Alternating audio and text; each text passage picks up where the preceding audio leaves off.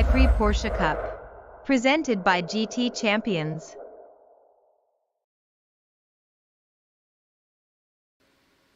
Well, hello race fans.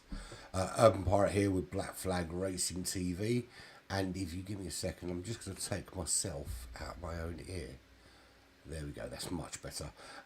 Yeah, I had to do a bit of a rejig of my stuff today, and was checking the stuff in the monitor, and I really do not like the sound of my own voice. But I'm glad you guys do. So here we are. This is the HyPrix GT Champions Porsche Cup. This is the penultimate round. We are at round 5, and this is Friday night, or if you're me, Saturday morning, and it's Division 3 at Autopolis in this awesome 911. One more awesomely quick driver has moved up, and we are left with who we are left with. And you know the best thing about this round is at the end of this round, Chris goes away and he does his little math and he works out all the points, and then it's drop round time, and then we really find out how we go into the final round. Let's have a look at last week. This is what happened last week, and Kaizen is the latest casualty of being quick and gets bumped up to Division 2. But he won last week, 18 points for him. Mikhail came in second, 16 points.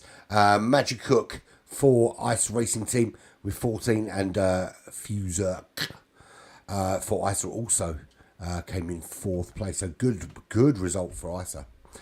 Toolshed in 5th. Average Viper for HyPrix came home in 6th place. Our very own J49, my right hand man, and without whom Black Flag would not be possible. In 7th, Spider in 8th place for Red, White and Blue Racing, without whom GT Champions wouldn't be possible. Then Cruentes, Hannah, and both from ISA, and then Chip Reese in 11th place for Victory Pace Racing. That was the results last time out. This is how it's left the table. Where's Kaizen, I hear you ask? Well, he's in Division 2. That's why he's not on this table. He has bumped right up. Mikhail leads the way, 57 points, but he's only 3 points clear of Average Viper. I tell you what, I know Tom, and I know how quick Tom can be. And I'll tell you what, if I was Mikhail and I had Average Viper in the HyPrix car 3 points behind me, I'd be afraid. I'd be very, very afraid. But if I was Average Viper and I saw that Toolshed was just 5 points behind me, I would also be very afraid. It's still very close. Anybody can take this. Fuzerk is in 4th place, 47 points. Even RWB Spider in 37 points in 5th place can still jump in there and make something of it. Jay moves up into the top half. Congratulations to the Black Flag driver. This is his first proper tournament, so good racing from him. 25 points there. Chip Race. Chip Race. Change your name, man. Chip Race. Victory Pace Racing. 8th place. Hannah and Diabolus. He's not Diabolus. He's Benji. He's always going to be Benji. We'll never stop being Benji. You can change your name as much as you like, mate. You're still Benji. 20, 21, 19. The 3 ISA drivers. Hannah, Diabolus, Benji, and Big Red. PT Snow in 14th. Forza with 11 points in 13th. Igorski in 14th, and Correntes in 15th place. That's where we're at. So, why do we do this? It's all about HyPrix. HyPrix are the reason that we can do this. Sim racing, graphic design, logo designs, sports graphics, data, web design, liveries, clothing, overlays. If they don't do it, you don't need it. But HyPrix are the driving force behind this GT Champions Porsche Cup. Check them out. Send them some money. Tell them I sent you some. That I told you to send them some money, and then hopefully Pixetta will send me a commission. Probably won't, but you never know. Right. So anyway, if you didn't know already, I'm a pirate from Black Flag Racing TV, and joining you for I don't know why that's To be fair, I've had some technical problems, so I've had to do a lot of changes to my second stage. Yeah, I had a massive issue today with one of my screens. Had to move everything around. I was waiting for my new PC setup to arrive before I made the changes, but it hasn't arrived yet. This will be an offshoot of the Brexit issues that this country has brought upon itself. They're getting stuff from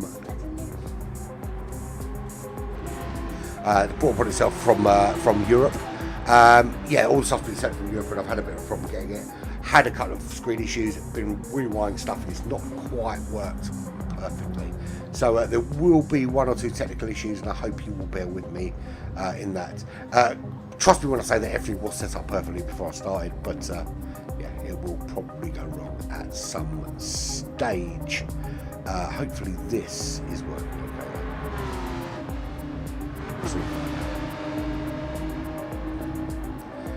Right, back in a second. I've just got to fix one big issue.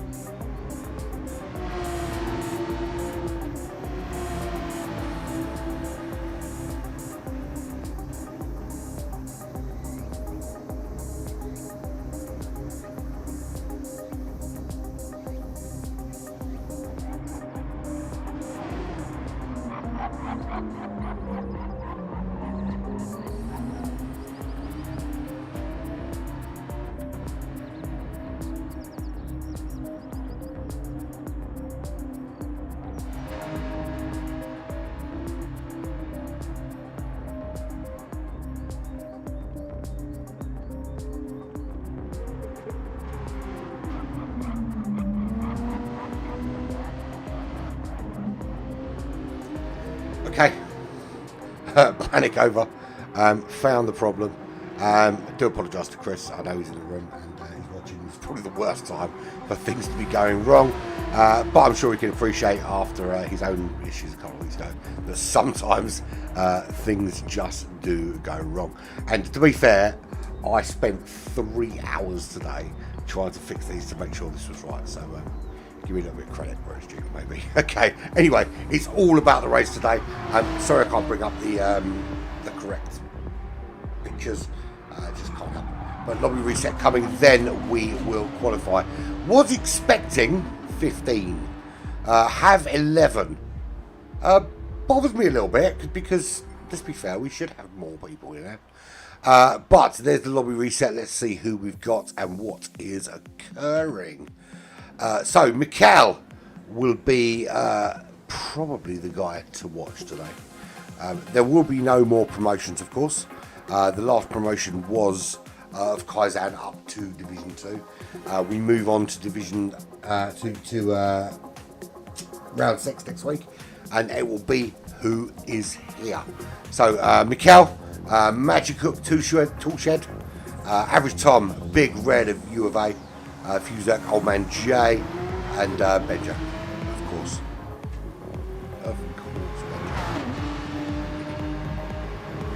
I don't know, we have a few more have arrived.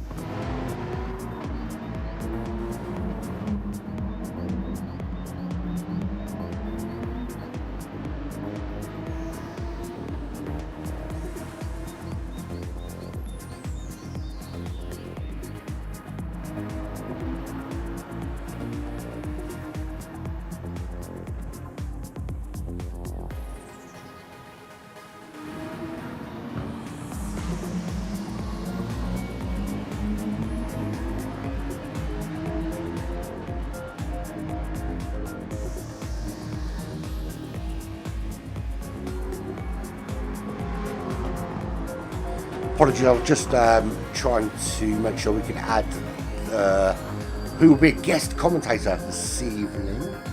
I'm not sure when you're going to be joining us, I will speak to you in a little while. But Kaizan, who moved up to Division 2, will join us as a guest commentator this evening. Of course, Division 2 will be tomorrow evening. I think pretty much everyone is here now. And there he is, there's Kaizan, of course, jumping in. He's not racing tonight because he's going to race tomorrow now, isn't he?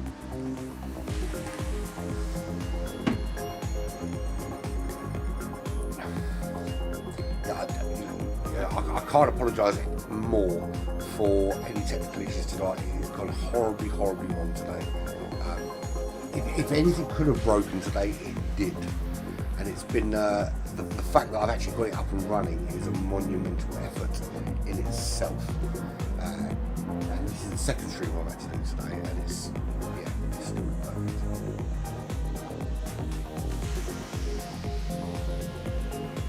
What I really want is for the race to get underway, so I can just waffle my way through the really poor production values, and I hope Chris doesn't hate me when it all goes horribly wrong. So we're still waiting for qualifying to start. It is pretty much bang on when it's time. So let's just jump in the room and have a look. So it's going to be mildly moist, maybe. It's kind of like Red Bull was. If anyone watched Red Bull, remember how insane that was. It was that kind of weird track where it might be wet, it might be dry, it might be both. And you really couldn't tell what it was going to be. But also, it's going to be bloody dark. So you're going to be driving in the wet and in the dark and in the moist and in the slippery. It can go very wrong. And it's good to see one more Black Flag driver joining the room, and that is Grizz Troopers. Very happy, very good. And he's from the other side of the pond. He is our across the Atlantic liaison. So we are ready to go finally and get some qualifying underway. It's good that we can still bring some people off the wait list in, and I'm really pleased to see this.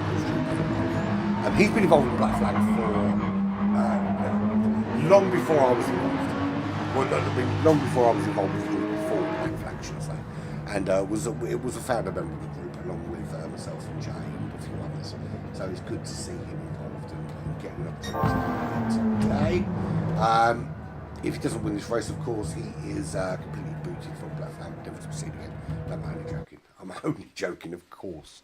That would never happen. I just don't have the authority to do it. Okay, so it is absolutely tipping it down. So I can imagine that these soft tyres are going to get changed very quickly. I can't imagine they're going to stay out on these softs for any length of time. I'm looking at track moisture, and the track moisture says softs are okay. But by the time they've done their out lap, it's not going to be that way. So anybody that has the wherewithal to put on some intermediate tyres might just be in a position to put themselves on pole. How you doing, Harley? Good to see you, man.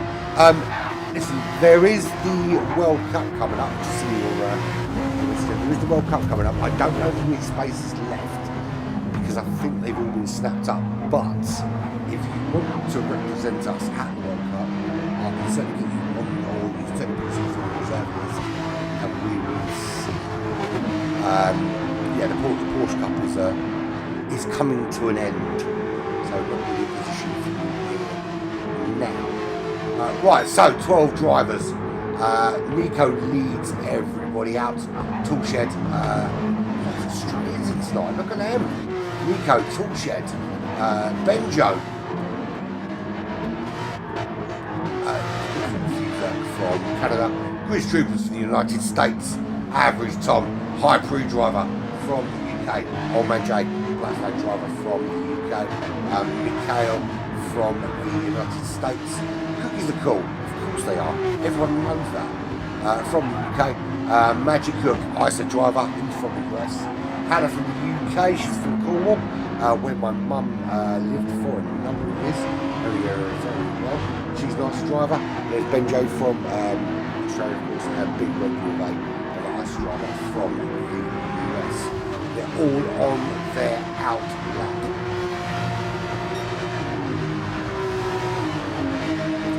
And if you bear with me, I'm going to get Tyler involved now. Don't worry, give me a second.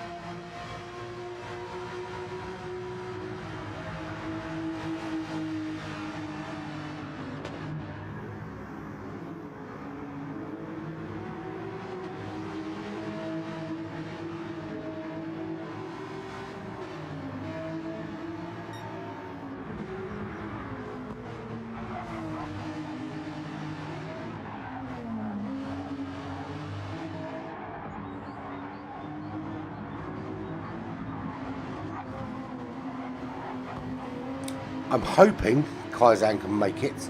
I've opened the room and hopefully I'll hear his voice very soon.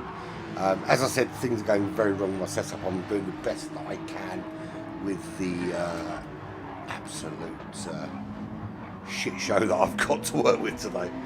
There are literally, if you could see what I'm working with, I've got wires everywhere. It is like a maze.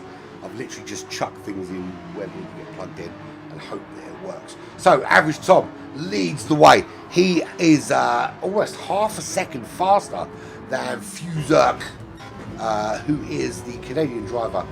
He's half a second up from Toolshed, who is 3/10 up from Nico. Mikhail in 5th place. Hannah joins him on row 3, just half a second back. Then a big gap to Cookies Are Cool. 2.5 seconds and 3.5 seconds back to Grizz Troopers. Magic Cook on 9th, and Benji joins him on that 5th row in 10th. Big Red in 11th, Old Man J in 12th. I can tell you that he did have a little go on the intermediate tyres, and then it stops raining. So it's all about the soft compound tyres at the moment. But at the moment, really, Nico looking very quick.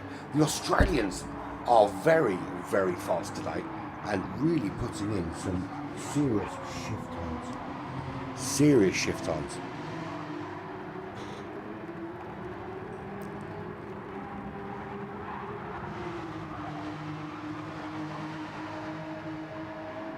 So I'm trying to do admin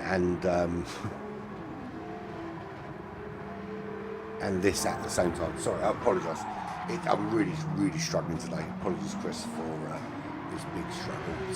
You know, as you know, technical issues sometimes cause big problems. So really, you know what? It's really good to see. We've got 2 black flag drivers out. No, I can't not big up these guys. And look, you know, I'm going to put it out there. These black flag guys have made a massive difference to my life. So as you know, that pretty much what I do is I don't rush.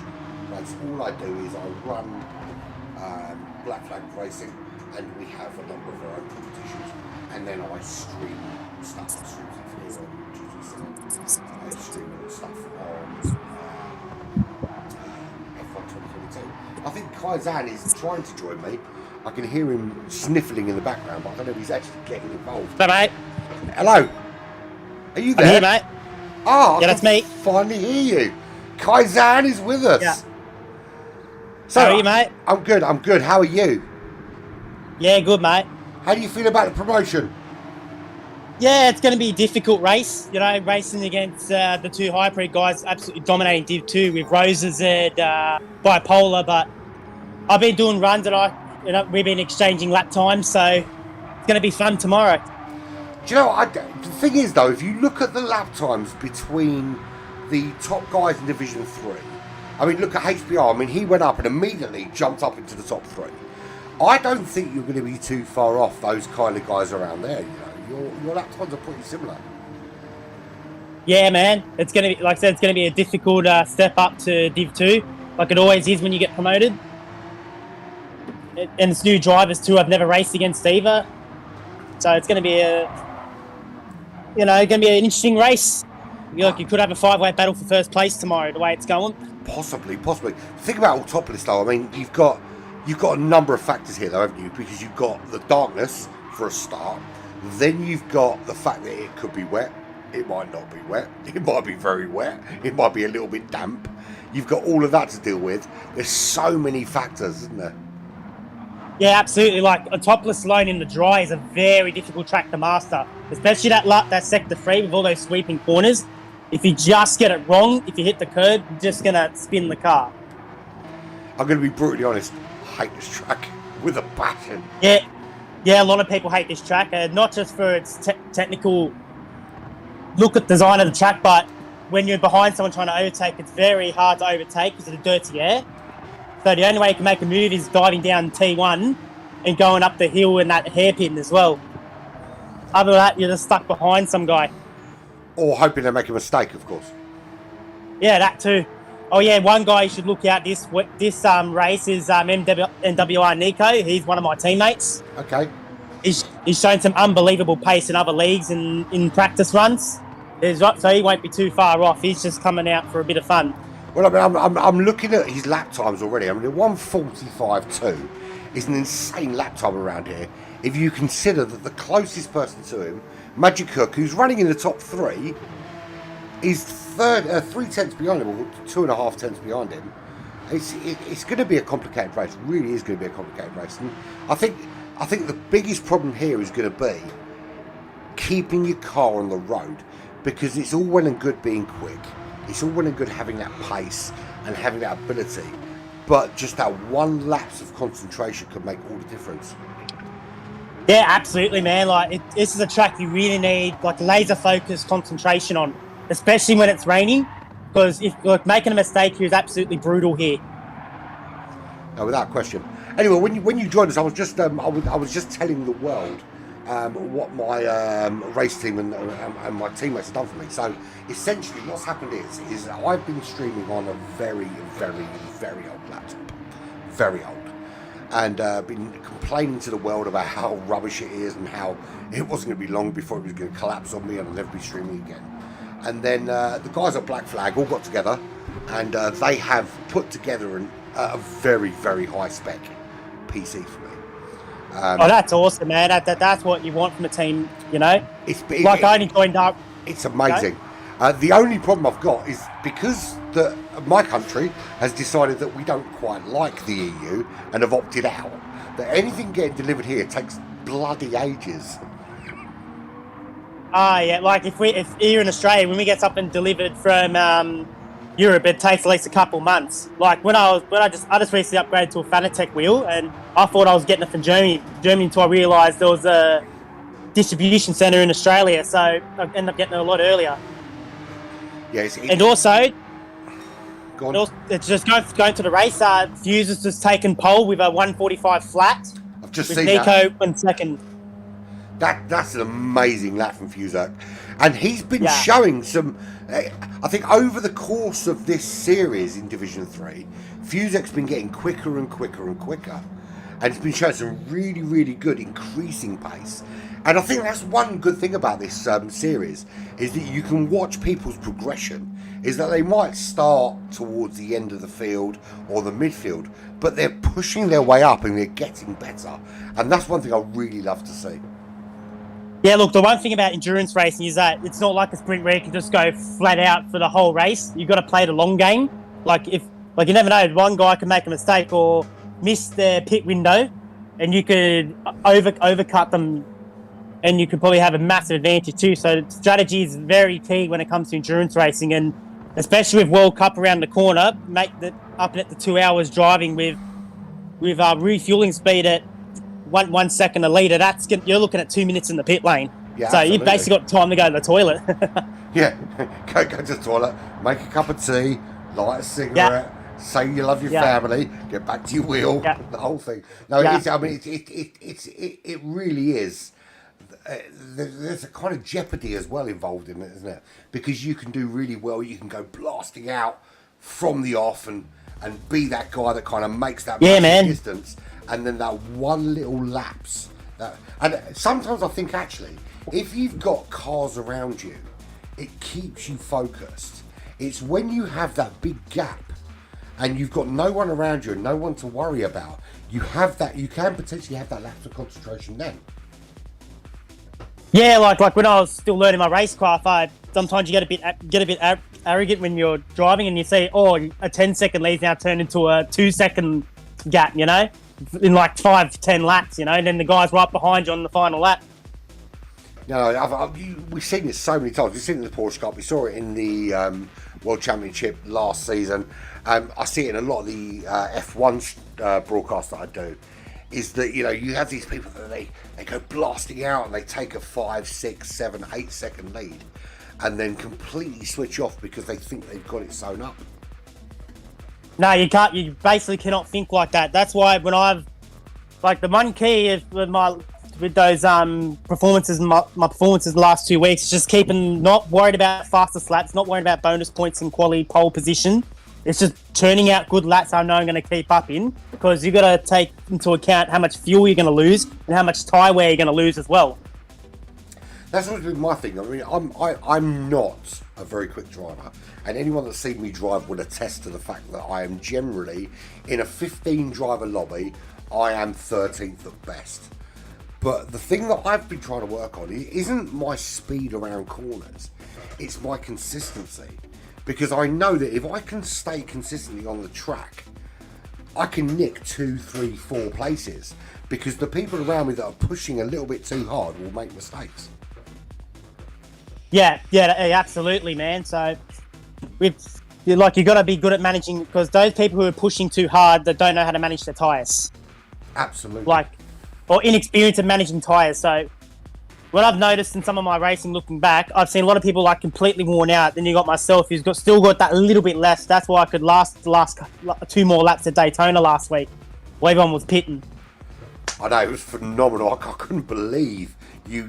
I mean, I was looking. Obviously, most people can't see the tyres when they're watching the stream. And I was looking at the tyres and thinking, how has he still got that much left on them? But you just had this kind of knack, just not taking too much rubber off on every corner. And whether it's you just going in a little bit slower, not putting the load through it. I don't know how you did it. It's crazy. Yeah, look, and also if you're on a wheel, when you're on a steering wheel like myself, you try not to overturn the wheel. Otherwise, once you hear the tyres start screaming in pain, that's when you know you're putting too much load on them, and that's when your tyres will be going like that in a flash. No, definitely. I mean, I know it's myself. I mean, I've always tried to kind of be. you know, less than a quarter of a turn, no matter what kind of turn I'm going through. And yeah, sometimes it does make me slower, but it does mean my tyres last a little bit longer, and that does make a difference. Yeah, look, at the end of the day, you got to find that balance between consistency without losing too much time. And it's the same with fuel saving and time management. You got to find that balance between, you know, am I going to push, do I need to push hard to get the fastest lap, that extra bonus point, or churning out consistent laps and just playing the long game and wait for someone to make a mistake. Then you just churn those laps away and you're on the checkered flag in victory lane. See, I think that's more important. I think those guys that are thinking the long game are thinking ahead and thinking, I don't care if I get pole position.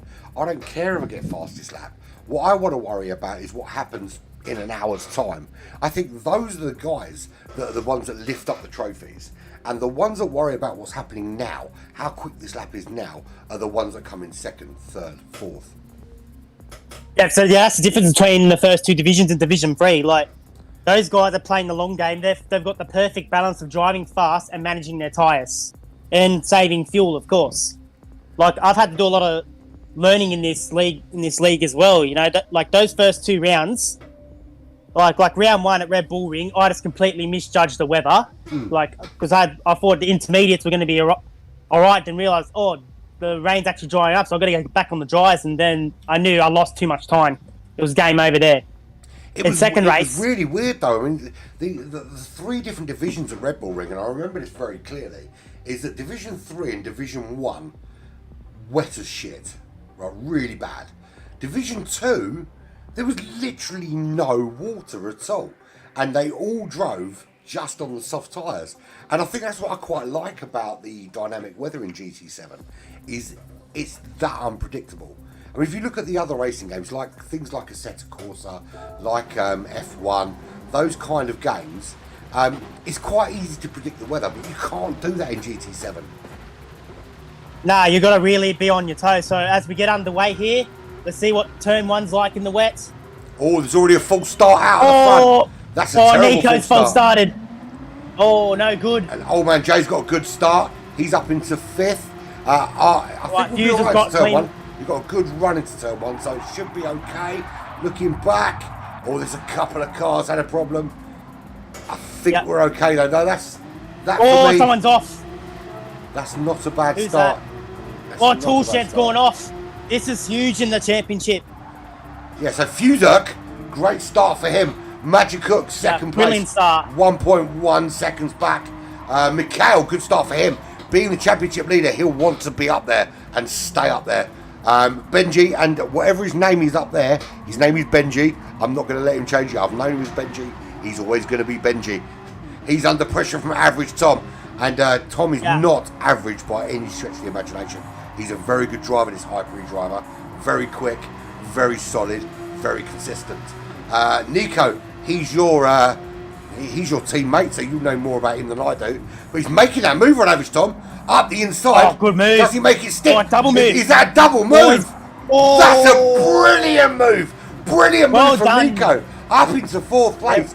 2 places made. Average Tom follows him through and takes... people have gone off.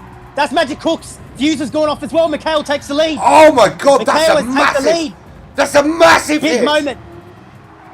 Big moment for Mikhail. He now takes the lead. All he has to do is stay cool, stay on the track, and it extends his championship lead. That's all he's got to do. Now Nico's now into 3rd. Now he's behind Fuser.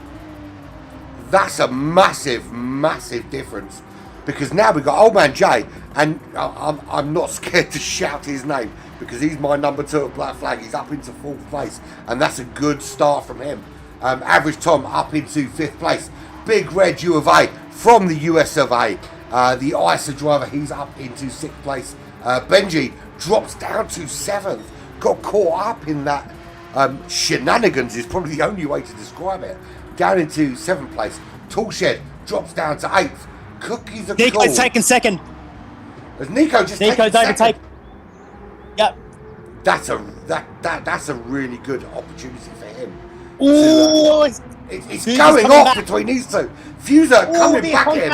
Absolutely wants this. Oh, this is... We'll just look, after the false start for Nico, it's really made a recovery. Now he's going to be on the run and on the chase for Mikhail. And watch out, this guy is quick. I've raced this guy in practice. He's got around the same pace as myself and our Division 1 teammate Spud as well. So watch out for this guy. Looking forward to it. I mean, Mikhail's got 2.9 seconds. We can already see that in the last couple of corners that Nico has taken 2/10 out of that. Fuzak already nearly dropping out of that 1 second window. But let's have a look. Let's see where we are at the back of the pack. So Magic Cook really loses out there. He is 6.1 seconds back. He's got a little bit of damage on that front right tyre.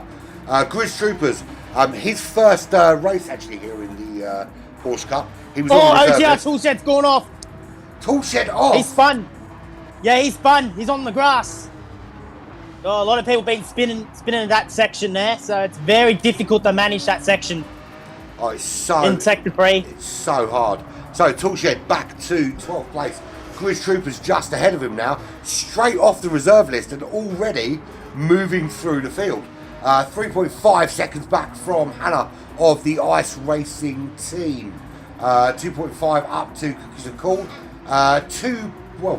3 seconds up to Benji in 7th.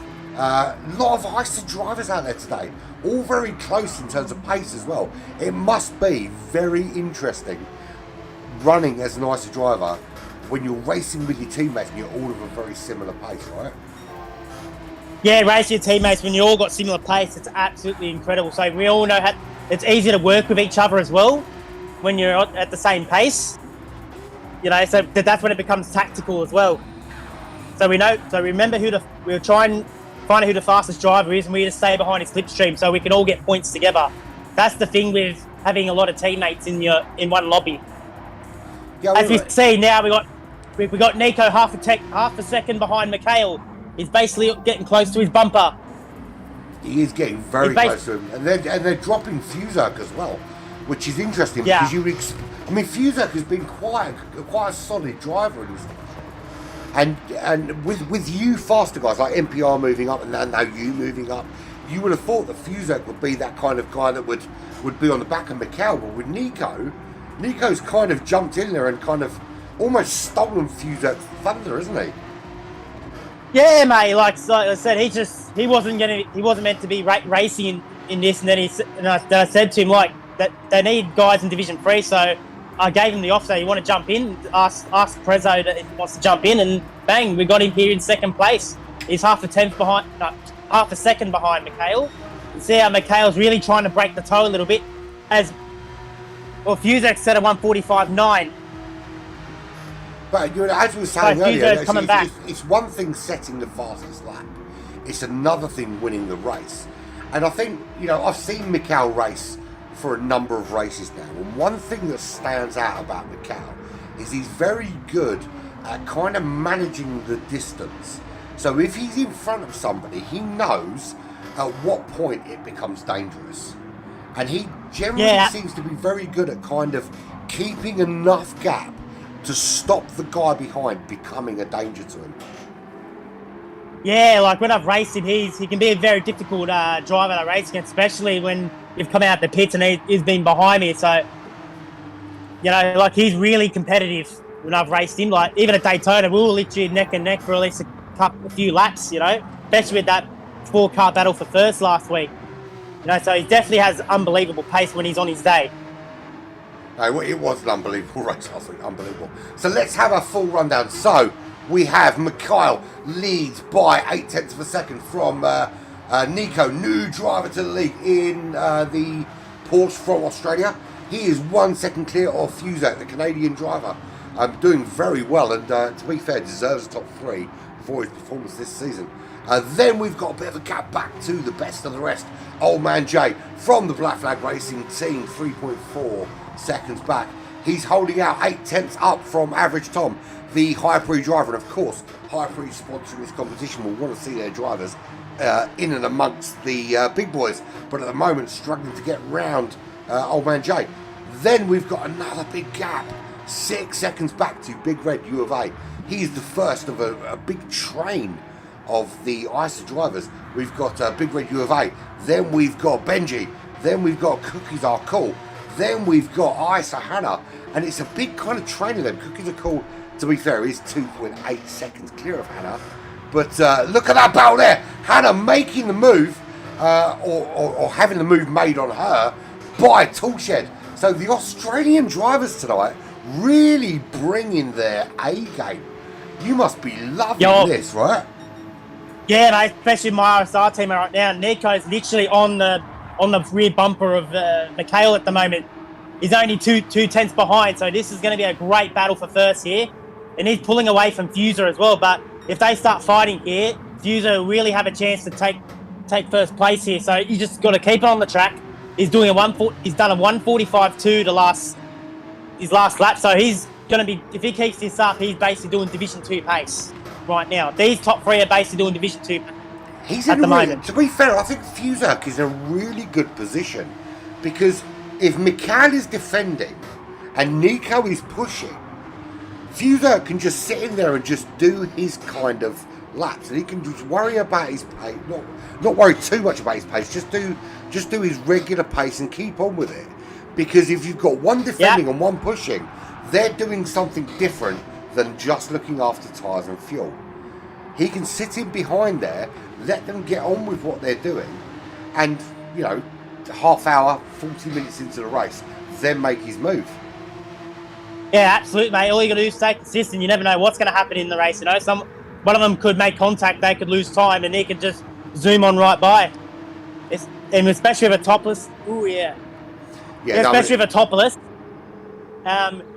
It's very difficult to overtake, so you got to take the opportunities when you can get them. Absolutely. Because when the dirt, it's a crazy track. Crazy track. So running for the back, Grid Troopers at the back.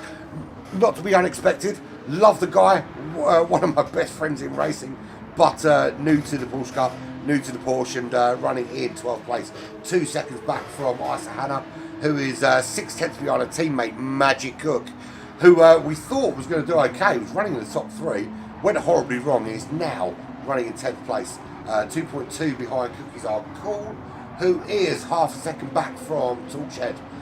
Toolshed is... that's in mistake, Benji spins! Benji is facing the wrong way, and I'm sorry, Benji, but you can't park that there, mate. Oh, almost rejoined. Oh, that was a bit of an unsafe rejoin there. That wasn't good at all, was it? Nah, like when you do an unsafe rejoin, you're not just ruining your own race; you're ruining somebody else's race too. It's not a good feeling when you're an unfortunate victim who gets caught up in a person who makes a mistake and nearly loses the back end again there. But yeah, he's not having a good time. No, he's not. He's not. But Benji is back on the track. He's 1.9 seconds now behind Grizz Troopers. His teammate is ahead of Grizz by 2.5 seconds, and another teammate from the United States 2.3 seconds up. Cookies Are Cool 1.3 from the United Kingdom. There are a few British drivers out there not doing so well tonight, of course. Toolshed from the... I'll give a special mention to Old Man Jay. Sorry, mate. Go on. I'll give a special mention to Old Man Jay, like from Black Flag Racing. He's having one of his better races at the moment because he's normally mid-pack. And if he stays fourth, he's going to have that's a really good result for you guys at Black Flag Racing. No, to be fair, I mean, Jay puts the work in. He really does put the work in. And one thing I will say for him, when he joined Black Flag, now I've always been a back marker. And it's one of the reasons why I commentate, because it's a lot easier to tell people who are quick that they are rubbish than it is to go fast, right? Which is why I do what I do. And Old Man Jay joined, then he was slower than me. And he's got quicker, and got quicker, and got quicker. And a lot of the guys in Black Flag are kind of A+ and A drivers. And it can be quite soul-destroying for us slower drivers to be racing with such quick guys. Whereas I said, do you know what, I'm just going to commentate. Old Man Jay went, do you know what, I want to get quick like you. And that's what he's done. He's put the work in, and he's starting to make those kind of moves. And you've got to appreciate that effort. Yeah, absolutely. Like, if you put your mind to it, you can really be a quick driver. Like, the one thing of racing in these leagues, you know, is learning to be vulnerable a bit, having a guy quicker than you. and you sort of like learn off those guys. You learn their lines. You learn what gear they go in for every corner. You learn how they do their racecraft, how they drive, and that's how you get better. It's all about getting 1% better every day. If you put that mindset, you can get from C rating to A plus in 6 months. You know. Yeah, I mean, one thing I will say about the GT7 ratings, and you know, I spend a lot of time looking at how the ratings are worked out and stuff like that. I mean, I'm quite a unique position because you guys that race just see kind of the race from your perspective. I'm quite lucky that I get to see it from many different drivers' perspectives. And one thing I have seen, particularly with the daily racing, is that it's quite easy to manipulate that rating between kind of D and A. I think it's quite easy for a D driver to become an A driver if they pick the right car, right track, and just use that kind of system to do that. But from getting to A plus is a very different scenario, right? Yeah, like the heart. Look, I'm on the edge on my bar to A plus. Oh, Nico's made a move. He's getting side by side between Nico and Mikhail. Oh, he's done the switch. Has he made the switch work? He has. Oh, Mikhail's done a great job there. He's seen that switch and just made that defense and held that off. And I mean, if I'm looking, I mean, you can see what I can see in terms of tyres. And actually, I think Mikhail has done a lot more damage defending than Nico has attacking at the moment, hasn't he? Yeah, Nico's doing a better job saving his tyres because Mikhail, like when you're on the lead with a guy behind you, you're getting the mindset, I gotta push, I gotta get ahead, I gotta get a second ahead. But problem is, the guy behind you are just sitting there waiting for you to make a mistake, and if you burn your tyres too early, you're gonna have to pit early. That means they can overcut you quite easily. Then you lose the whole thing. Absolutely. That's why. It's a massive punt from Nico. Oh, yeah, that's a free. He's been given a 3-second penalty for that punt, and he's waiting for Mikhail which is great sportsmanship. Oh, absolutely. But Mikhail is not too happy about that. But Mikhail, he flashed his lights. He's not too happy with that at all. But to be fair, I mean, yeah, he's got the penalty, but the sportsmanship there shows a massive quality of character, because you know, throughout GT7 and a lot of these sim racing games, you meet a lot of different kind of characters. But to see someone who recognises their mistakes at a stage like that and is prepared to give up the place and not wait for a steward to make a decision shows a massive amount of class. Yeah, like sometimes some instances that happen too quickly where you just, it's gonna be hard to give up the place, but like it's hard to tell if it was an incident or a full blown like punt or intentional like punt and all that. Like if I were punting intentionally, I'll be stopping straight away and waiting for the guys. But if it's like you're like battling for a lead, like if it's like a slight tap and he sort of breaks, if you break at the same time, there's a slight tap. It's like an unfortunate incident. But now with that mistake, after Nico served that penalty, that puts your man, old man Jay, in the top 3 with average Tom behind. Now Nico has some work to do. He's got a lot of work to do. And to be fair, we said early on, didn't we, that Fuzek was in a great position. And that just demonstrates how good a position he was in. He didn't push too hard. He kind of sat there in third. He let those guys in front do what they were doing. And it paid off for him, didn't it? Because now he's up in the lead. He's got nearly a 5-second lead over Mikhail. Mikhail's 2 seconds up from old man Jay. But I think Fuzek at the minute, it's in his hands now, isn't it?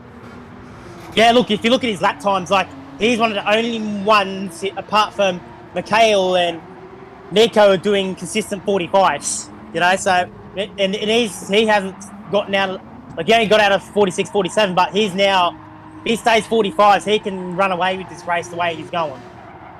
Absolutely. I mean, I think Mikhail did luck out, because yes, Nico hit him, and yes, Nico got the penalty, and Nico did the right thing and gave him the place back. But I think Mikhail lucked out because Nico could quite easily have just taken the penalty and stayed ahead of him and held him up. So Mikhail's in a good position still as well. Old man Yeah, Jay, but- I mean, great position for him, and I wish him all the best from there. I know what Jay's pace like, and I've got nothing against Jay, but I think with average Tom, Nico, Yeah, he's Big Red really behind him, it's catching going to be him. hard. Yeah, like you see, Nico and Tom are really gonna catch Old Man Jay. But the thing is, if they start fighting, that Mikhail and Fuser can pull away here. So if you're so when you got guys fighting behind, it's like a bonus for you. So you can just worry about your driving, and you can just take the racing line while they're off the line and they're slowing down and losing time. Well, I do know that Jay has a couple of our guys in the chat with him, kind of watching from afar and giving him some advice, and I'm sure their advice will be, just relax. Just do what you're doing. Put your lap times in. Don't worry about what's going on behind you. Just do what you can do. If the guy is quicker than you, he's going to overtake you. So don't worry about it. Yeah. I think that's the big thing with racing. So many times you see guys that are out there and they work so hard to stop a faster guy overtaking them. When what they don't realise is what he's doing is compromising their own race. Yeah, absolutely. Like, I had to learn this as a rookie the hard way. Like, when I was driving against a lot faster guys at A+ and A rating, like when I was even a B driver, I was like, yeah, this guy's gaining at least 2-3 seconds ahead of me. So I was like, on the straight, just get past me so I can sit in your slipstream and not lose too much time to the guy who's actually on my level. So we're starting to see the first guys jumping into the pits. Toolshed in. Oh, Big Red Hannah UFA in. has left the lobby. There's a race retirement. Who's retired? Yeah, both tools. Big Red UFA. That's an odd retirement. Why is he retired? There's a lot of retirements. We're down to 11 drivers. So why is he retired at this stage? Well, it doesn't make any sense. I mean, it's either that or a disconnection. Maybe. I mean, Hannah's done her pit stop, come back out with And the a 3 second 3-second penalty. And that's it's brutal, isn't it, that penalty? Brutal. Yeah, I've learned that the hard way. Even at, like, Road Atlanta is one of the hardest pit entries and pit exits too, because if you cross the line just a tiny bit, bang, 3 second penalty. And it's very frustrating when you're battling for a top place and then you lose 3 seconds, because 3 seconds at that track turns into 5 very quickly when you serve the penalty. Well, and this is the nerd in me, is I've worked out which track is the worst for a penalty. So it's actually Interlagos is the worst for a penalty. A half-second penalty at Interlagos costs you nearly 4.5 seconds. Wow. Yeah, look, I haven't raced in Interlagos in a while, so I'm going to find out next week. So, and the Sneako's just gone in the pits, and so is Magic Cooks. He's now up into 6th. So after a terrible start in the start of the race, he's now made his way up to 6th. So he's just put the head down, turned into consistent laps. Now he's in mid-pack, so good on him for that. Well, it's a good opportunity now to see how far he can push. And it seems to me that I genuinely think the strategy from Division 1 to Division 3 are very different. Because if I look at what they did last week and the week before, is that it generally seems to be, with Division 1, it is a soft strategy. They look after the tyres, look after their fuel. When you move down to Division 3, it tends to be kind of either a medium soft or a 3 stints of soft strategy. Yeah. And for you, as a driver that's come out of Division 3, moving to Division 2, what do you think is the best way to do it? Oh, look, it's gonna be come down to what everyone else has been doing and the way it's been going. If you just come to this, you think he's just crossed the line there, he might get a 3 second penalty here. That might invite Mikhail back in. Mikhail comes into pits as well. So Old Man Jay is going in as well. So is Tom. So Nico has done a bit of an undercut here. That's going to work out really well for him, isn't it? Yeah, so going back to Division 2, it's going to be, if you can look after the tyres well. So he's only coming in for tyres, Fuser. So this is going to be an interesting one here. Yeah, some of these guys are only doing tyre stops from what I'm seeing.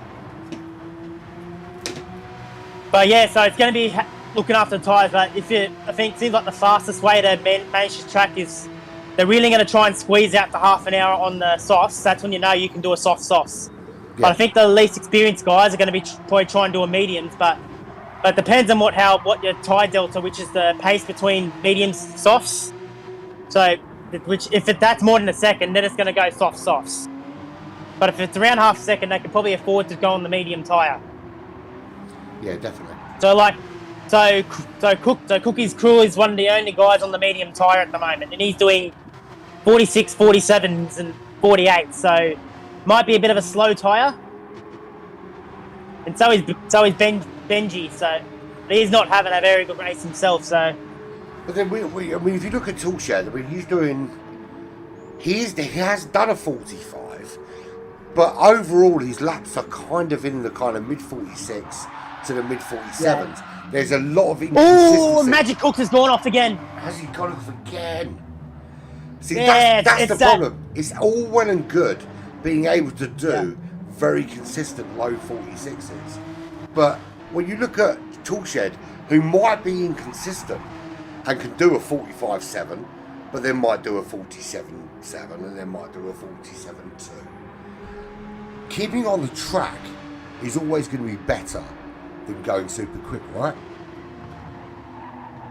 Yeah, mate. Like I said, like I said, at the end of the day, it's all about putting in what you can go fast consistently compared to what your quali lap's going to be. So, you know, it's all about, like, consistency is always the key to progress, and it's always the key strategy to winning races too.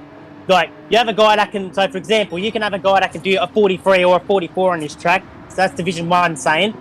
But if you've got a guy that's doing consistent 44s, and that guy could be doing like a 43 one lap, then doing a 45 the next, then doing a 44s and doing a 43, then like inconsistency, then you're doing consistent laps, he's going to lose time to you if you're doing consistent laps.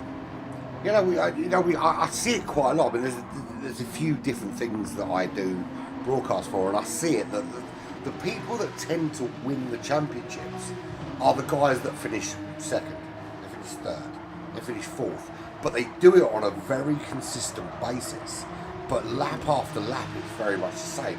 And you'll have a guy, he'll win race 1, but then he won't win again until race 9. And I think that's the big difference.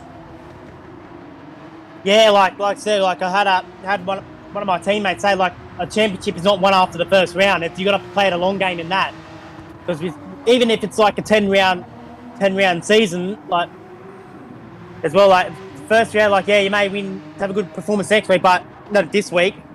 But the following performance, you could have a shocking race, and then that will bring you from first to fifth real quickly. So that's all that. If you get those podiums, you can get big points. That's the way I see it. Or even top 5.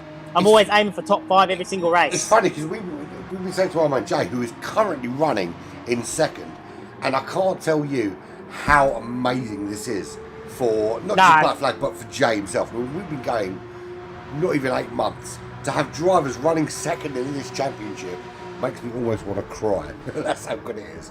But that's the thing, is that we said to him from the outset, is that it doesn't matter if you finish 8th or 9th or 10th or 12th or 15th, as long as you're going out there and just putting in consistent laps and doing what you can do, because eventually it will pay off.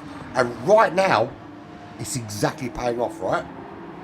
Jay is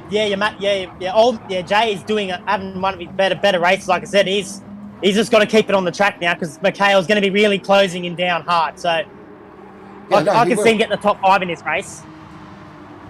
It would be awesome to see him get top 5, and I cried a couple of last Monday when the guys told me they bought me a computer, and I might cry again if he makes top 5. Yeah, no, that's all. That's a sort of an awesome team, if they're doing stuff like that for you, go. Average Tom going very well in that HyPrix car, running consistently in that top 5. He's running in 4th at the moment. Let's do a full rundown. So Fuzerk from Canada, 8.7. 44.7. So he's doing. So he capitalised on that kind of thing going on with the front two. When that went wrong for them, he took that place and he's just built on it. He's 8.8 seconds clear now.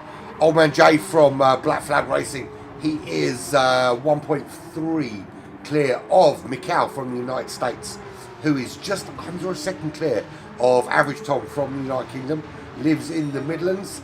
2.2 seconds up from the newcomer, Nico, from Australia. Then we've got a very big gap back to Toolshed, 35 seconds to the second Australian, sixth running player. 9.4 back to Magic Cook from the United States, Isa Driver. He is 13 seconds up from Isa Hannah in the number 4 car. Another Isa Driver, there's a lot of Isa Drivers out there, quite enjoying seeing that. 15 seconds up from Grid Troopers, another Black Flag driver, and let's face it, he wasn't in this competition, sat on the reserve list for 5 races, jumped in, and he's doing not a bad job considering he hasn't got to race just yet. But from the United States, and he is our American connection. 2.3 seconds back to Benji, he's in 10th place, and then 7.6 back to Cookies Are Cool, and they might be cool, but they're not that cool when you're running in last place, and it's quite a lonely place, isn't it? Yeah, absolutely. It can be lonely, especially, but you got clean air as well, so you can just churn out consistent laps. So if you can rely on someone to make a mistake then and there. So, well, I'm a big champion of the guy that runs last, mostly because it's me. But the reason I'm a good champion of them is because quite often you see, especially in the daily races on GT7, you see so many people rage quit because they're not winning. And you do see it in league racing as well, but I do like to see the guy that's running last still giving it the all, because that shows dedication, it shows a character of mind, it shows something a little bit different, doesn't it? Yeah, absolutely. Like when you're in the bottom of the pack, I know what it feels like. It just gets demotivating. Like, it just makes you want to quit, but you're just like, right. Like, especially going back to Road Atlanta again. When I had had an incident with another driver. I just worried about keeping on the track, just focus on what you're doing, and eventually you start overtaking a few guys. You do, absolutely. I think that's the big thing, is that when you see it a lot in the daily racing, and I've got a little thing that I do on our channel now, which is highlighting those drivers on the dailies that we would ordinarily like to avoid. And once a week I'll make a little video of all the idiots I've encountered or people I know have encountered on it. And it's just interesting to see how many people just give up so easily. And you think, if you give up that easily on a computer game, do you give up that easily on life as well? Yeah, like anything that they do in the racing or give up, it tends to manifest into real life as well. Yeah, so for example, if you can work hard to get to the top levels of GT7, that can apply to real life as well, And we see that Mikhail has made his way around old man Jay. He's up into second. Jay's still holding on for third, but Average Tom is starting to put the pressure on. And we can see here that he's already up to half a second behind. And I think old man Jay is going to be looking at losing maybe another place here. But it's all about, as we said, presence of mind. Not worrying too much about what's going on. Just doing your thing. And Average Tom's going to want to take that place. It's not his right to take it. Jay can defend it. And that's what's important right now. Yeah, because Average Tom, he's gonna he's fighting for the title as well with Mikhail. He's currently second now, so from memory. So he'll be wanting to get around old man Jay, chase down Mikhail as quick as he possibly can. Now I know that we go very well with Tom. We like him. He's a very nice guy. He spends some time. He does race occasionally with Black Flag, but I know for a fact Jay is not going to let him pass him. If he wants that place, he's going to have to take it. Yeah, absolutely. Now with Tom and Jay fighting, brings Nico into the equation now. So he might get, like, despite making a mistake, like, he can just churn out the laps. He's starting to do consistent 45. So if he watches, as you see, when they start fighting, he can just catch up to him and make the pass on both of them. That's one thing you do know. If you look at the kind of lap times, so we look at Fuzak now. I'm looking at them now, and it's 45.1, 44.8, 45.4. 44.7. Very, very consistent. Mikhail, same. 45.4, 45.5, 45.6. It's all within half a second. Old man Jay's been very much the same in terms of consistency. Tom, very much the same in terms of consistency. And again, Nico, the same. But then we go 37 seconds back, and then we see the difference. We see that, yes, they're consistent, but it's a big difference between a 45.3 and a 46.3. So that's back to that consistency conversation again. Is that if you can go half a second consistent, you're going to be in the top 5. If you go 1 second consistent, you're kind of out of that top 5.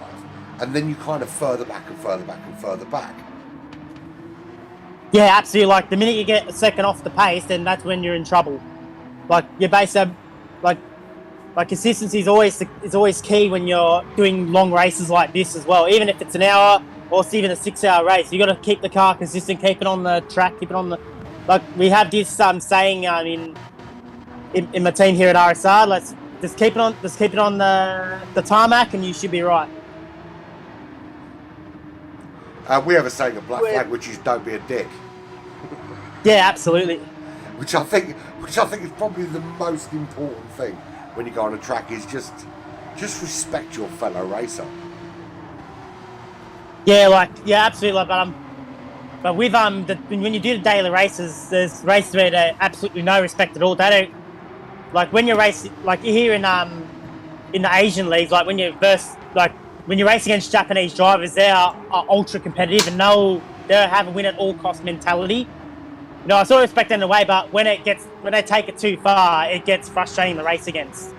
It must be so hard, to be fair, because you can't. Yeah. I mean, in terms of like your mentality, you're much more kind of Western European American in your mentality, but you're kind of classed within that kind of Asian thing. And Chris Trooper's big tank slapper and loses 10th place to Cookies Are Cool there, as we were talking. But yeah, no, I think that's kind of the case. Is that my best friend is from New Zealand.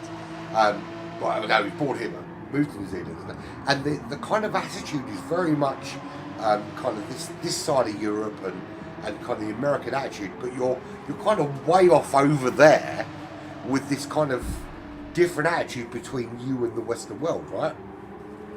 Yeah, absolutely. You know, just because we have it where it's basically just when we do like our manufacturer series, it's just us Aussies, Kiwis, and versus like pretty much the whole East, like talking about like Malaysia, Japan, Korea, you know, all those guys, and Japanese drivers, they are ultra consistent, some of the good ones.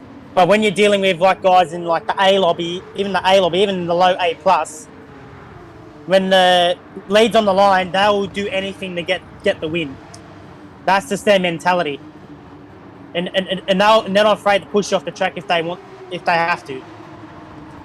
I mean, I've always been, I've worked in football, soccer, as you guys would call it, for many years, and I like to win. Who doesn't like to win? You know, I had a team that I took from under 9s to under 16s, and we won title after title after title, and some of those kids went on to be champions, and someone else played professionally. But I always had one ethos throughout the team, which is that it wasn't about winning at all costs. And I've been quite happy at times to take a player off the field and say, you're not playing because you don't play like that. And it's weird to see that people go into any kind of sport. Big slide from old man Joe. I thought he was going to lose it there. Because we got Benji. It's a bit of back marker issue here. Back marker battles. It's really held up Jay and Tom there. But now it's bring Nico into the fight for third. And now Mikhail's been held up by Grid Troopers, so that might bring Jay, Tom, and Nico into this fight for second. This could be wow, what a race we've had so far. What's your view on backmarkers? So my view on backmarkers is that, yes, it's your responsibility to move out of the way, but you shouldn't do it to compromise your own race. So what my view is, the guy behind should be planning ahead as to where is the best place to take that position back What do you think about that? I mean, you're a front runner, so you're better placed to kind of give your opinion on that. Oh, look, the way with back marks, like, I know the actual rule with the FIA is that if they only have to leave at least the car width to let you pass. But most of the time, only go if it's safe to do so. I'm not going to shove them out of the way in a corner. I'll wait till it's a safe place to do. But most of the driving is pretty good. They normally let you pass, or even just slow down and let you pass. But you got races that just want to be dirty and try and block you, Yeah. And that just ruins your race. Well, we've Black Flag, we got a very clear rule. Is that if you are overtaking a back marker, then it's the back marker's responsibility to make sure they give you the space. But you shouldn't expect them to go off the track or do something like that to compromise themselves. Their job is, when they go into the corner, is to just hold off for a second or two on the accelerator to make sure you have that opportunity to go past them. Yeah, absolutely. Yeah, it's like your job is not to push them off the track as the lead lap car. It's as long as you give them room on the track, like a little bit off the race line, but as long as they're on the track, not going on the grass, everybody is happy on that. It does annoy me actually when I do see it sometimes. Is back markers moving off the fucking track, and they're literally off by the wall, and they're letting people through. I'm thinking, why are you doing that? You've still got your own race going on. You might be racing the guy in 15th, but it's no more valid than the guy racing in first, racing the guy in second, right? Yeah, look, we all got our own races to run at the end of the day, It's just like, I don't expect the back marker just to ruin his own race just to let me pass. Like, I want him to be on the track as well, So the more on the track, the better it is, right? Yeah, and everybody's be happy. Like, because you have to force people to go off the track just to pass somebody, then that's just disrespectful, in my opinion. All right, so as we hit a new pit window, we are 39 minutes into this race. So Fuzerk capitalised on a massive battle for first and second when he was in third place to nick the lead of this race. The Canadian driver is 13.8 seconds clear of Mikhail. Mikhail, currently championship leader, would desperately love to have those extra points, but has some work to do. Old man Jay from Black Flag Racing Team, 1.7 seconds behind him. Just outside that top four, 1.2 seconds back. Average Tom, HyPrix driver, and of course, this is the HyPrix Porsche Cup. They will want to see him in the top three desperately. Can he do it? Absolutely. But honestly, the driver of the day so far is going to your mate Jay, because he's just doing his job, keeping it on the tarmac, just keep it consistent.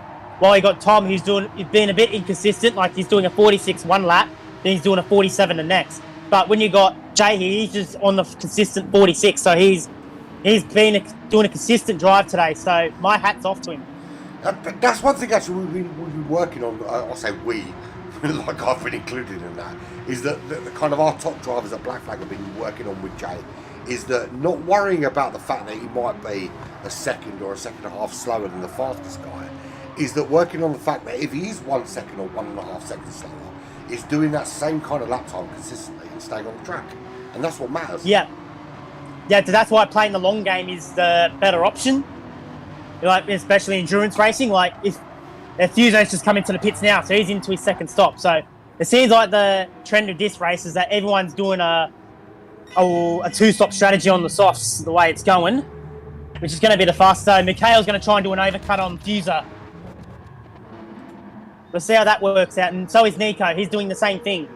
So these guys, so the thing with the overcut is that they have to put on their best lap on worn tyres to make up time. Very worn tyres. I mean, I'm looking at Mikhail. Yeah. I think Mikhail, they're worn, but they're survivable. We look at Nico. Yeah. You push them too hard on one lap. Yeah, it could go very wrong in the last few corners. Yeah, so that means he's going to get a lot of understeer coming out of that sector 3, where it's going to be very technical. Look, I'm going to start calling sector 3 on this track the tire shredder, because that's what it feels like when you're in the car at this point of the race. It is though, isn't it? Yeah. That's what I've come to notice with a track like Autopolis. It hates tyres. Yeah, it just says, yeah, oh, I see soft tyres. I better shred the living daylights out of here. So let's run from the back and see where we are. So Hannah has done her final stop. She's running in 11th place. She's 1.6 seconds back from her team leader, Benji. He is running on the medium tyres. Let's get through that. He will have to stop at some point in the next 20 minutes. He's not having a great of races, but you know, one thing about Benji is he does stick it out there. He is 4.7 seconds back from Cookies Are Cool, and yes, they are cool, but being on those tyres and needing to pit again probably isn't. 5.2 All right, Mikhail's coming into the pits, and Nico will be doing the same thing. Oh, he's crossed the line a little bit there. He might get a 3-second penalty, Nico. We'll see when he comes out if that happens. As we wait for that, Grizz Troopers in 8th place. He's just jumping into the pits, followed by Cookies Are Cool. Magic Cook is already out. He's already done his pit stop, running in 7th place, 19 seconds back from Toolshed. 27 seconds up the road is Average Tom in the HyPrix car. And of course, HyPrix are our glorious sponsor this evening. And without them, we wouldn't have these beautiful graphics. Yeah, absolutely. Like their graphics are unbelievable just from watching as a spectator. Like they do an awesome job with the graphics, and it's very professional. It's insane. The one thing I've always struggled with as a broadcaster is the quality of my of the actual streams itself, and you know I'm trying to emulate it, but it just doesn't work. I just can't do what they can do. It's so good, but it's so out of my budget as well. Yeah, like if you if you're really good at doing something and put your mind to it, and it shows results. No, absolutely. And to be fair, I mean, HyPrix they're brilliant at what they do. And the thing they do with GT Champions, I think it's a perfect partnership, is you've got this kind of single-minded focus with GT Champions to produce these great racing series. Yeah. And then you've got HyPrix producing the graphics that go with it. And me as a broadcaster, you know, there are other places I go where I can earn money for doing what I do and broadcasting these things. But I do GT Champions out of love.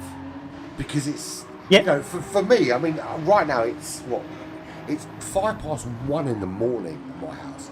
And I'm probably, with my shouting, keeping my family out of bed. But it's worth doing because it's that brilliant. Okay. Yeah. That's the thing with like when you do something out of love, you tend to enjoy it more, and the quality's a lot higher than compared to doing it just for the dollars, if you know what I mean. But the way HyPrix have run this, not just the way it's run, but the drivers they've got in their team is absolutely phenomenal. No, absolutely phenomenal. Oh, Nico, big slide. Oh, and Nico's gone. Oh, that's disaster. That's gone horribly wrong. Feeling for it. And it's got to be said because it's my line. Nico, you can't pot out there, mate. Yeah. See, that's what happens when you push too hard. That's what can happen sometimes when you try and catch up to the leaders. You know, that's why you got to get that balance right. Definitely. You know, you got to think the long game. You got to think the bigger picture. Thing is, see, when you try and push too hard, you lose too much time. You think long game, but we're into the last 15 minutes of this race, and Fuzak has, from the moment he took the lead of this race, has taken control of this racetrack.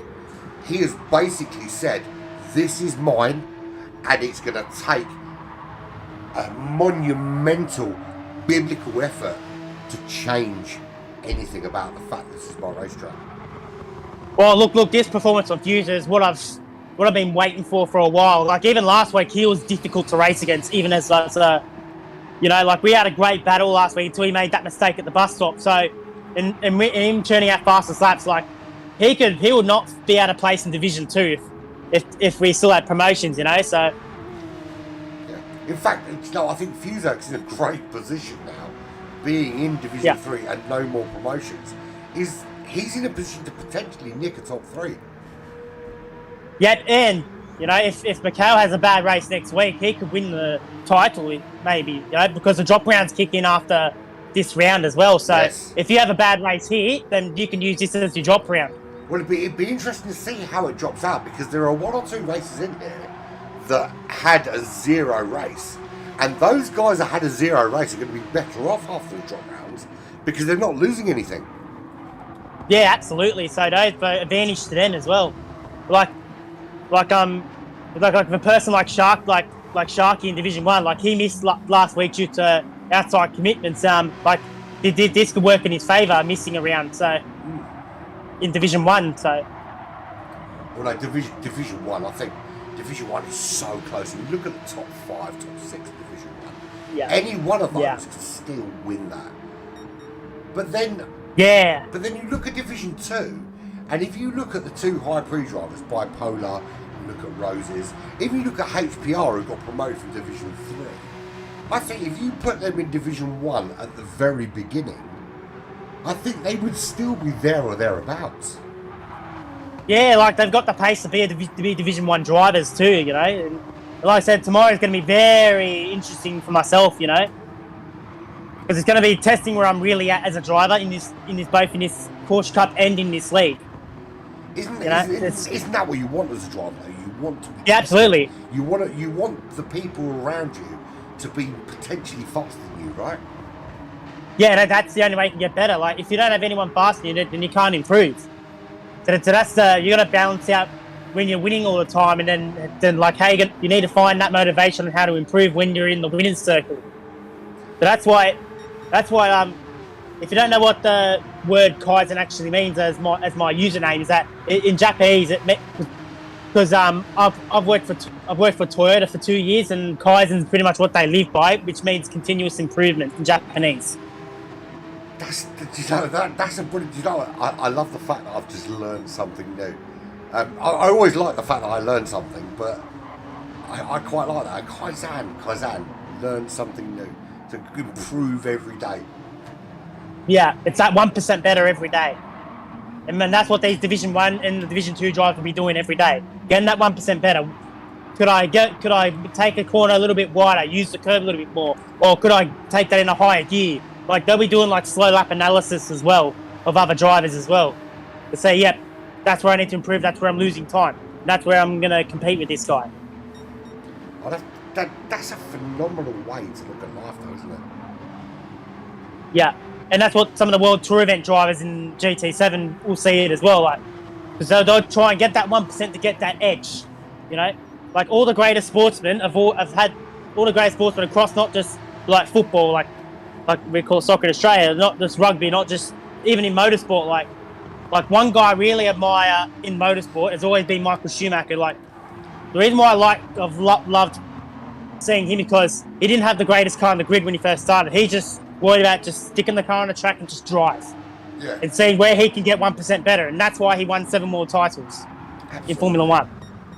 Even when he's at Ferrari, he had to find a new way every year to get better. And Rubens Barrichello really fed off him as well. Oh, he did. So did, didn't he? Yeah, and that's why Barrichello is probably one of the best second choice drivers in history in Formula 1. You know. It's funny because one of my sons is a professional Rocket League player, and I've played Rocket League, and I can't understand how anyone would want to play that professionally. But he's in the world top 100. And off the back of that, he's at university paid for everything because he plays for their team. And it's that kind of attitude within their team. It's that we don't want to beat the team that are number 1. We're number 10. We want to beat the team at number 9. And then once we beat them, then we'll beat the team at number 8. And then we'll beat the team at number 7. And it's that kind of incremental improvements that the best people do.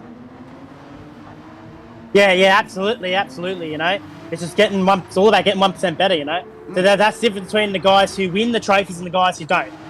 Absolutely. Because when you're the champion, you become the hunted, and people want to be coming after you. And they'll try and do everything possible to try and knock you off your perch. To be fair, it's a great place to be, being the best. It's also a very scary place to be, right? Yeah.